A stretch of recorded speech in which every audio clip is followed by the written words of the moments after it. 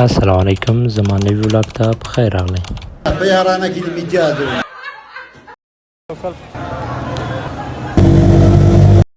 نو ولاګ شروع کېږي له دې ځای څخه.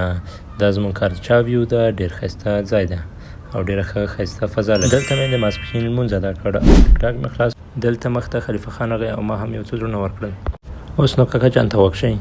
بس نور دی منت زاری کولی نشم، نور دی منت زاری کولی نشم. که دې د کوره راځي کوره کېده، په یارانه کې د میډیا دی.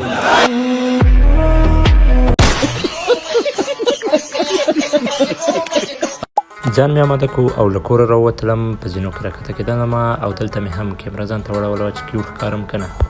دا هم د باندې ماحول دی. نو ملګرو، که زما ویډیوګان در باندې ښې لګېږي نو لایک یې کړئ او که در باندې ښې نه لګېږي نو فالو مې کړئ. نو دا تاسو ګورئ، دا هم پولیسو روغچرۍ ده او ډېر ښایسته ماحول او ډېر ښایسته فضا لري.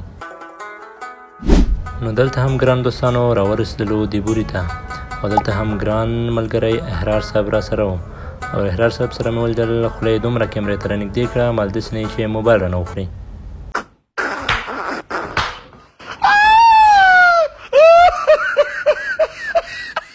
دلته هم راورسېدلو پارک ته. احرار صاحب ته مې ویل مال ته ښځه لرې؟ نو ده راته ویل ښځه مې مړه ویله بدماشۍ ته جوړې مې وین ګوریانې مې.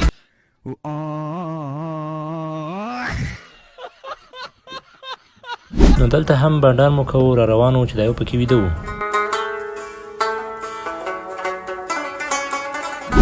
دلته مې له احرار صاحب سره خبرې کولې او په پوښتنو کې مې یو پوښتنه ذهن ته راغله چې ته په مکتب کې څوم نمره یې؟ او ده هم راته ویل 16 در صنف چند نفر است؟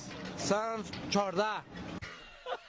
بس نو دلته مې هم بل ملګری راغی، عابد خان، چې ډېر یو اخلاقي او ښه انسان ده او ډېر بااستعداده ده چې په مکتب کې هم اول نمره ده. نو دې سره په خبرو کولو کې د لمانځه ټیم راغی او لمونځ مو ادا کړ. د لمانځه نه وروسته هم احرار صاحب راغی. نو دلته ټول داسې ناست وو لکه یې کور یې چې راشړلي وو.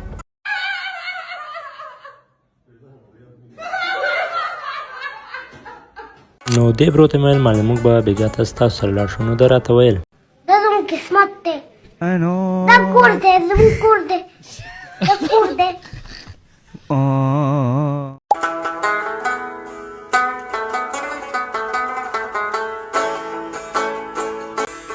نو دلته مو هم له عابد جان څخه خدای پاماني راواخیستله او دی هم لاړو خپل کور طرف ته.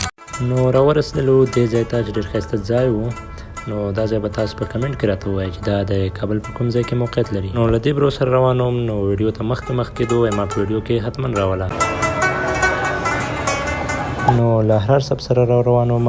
نو د څخه مې پوښتنې کولې چې ته هره ورځ دومره سفر ولې کوې له کمپنۍ څخه تر دې ځایه پورې؟ نو ده راته ویل چې زه دلته د درس لپاره راځم. دلته هم په موټر کې راکېناستلو او د باندې ماحول یو ویډیو مې واخیستله.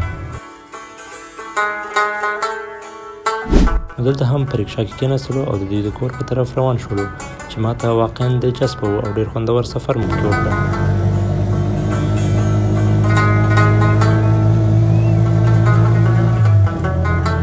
نو بس دلته هم له رکشا څخه راکښته شولو او د احرار صاحب د کور په طرف مو حرکت پیل کړ.